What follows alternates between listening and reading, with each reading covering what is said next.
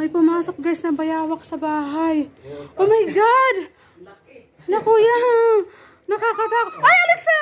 Ay! My gosh guys. Sige kuya, thank you so much. Oh my God.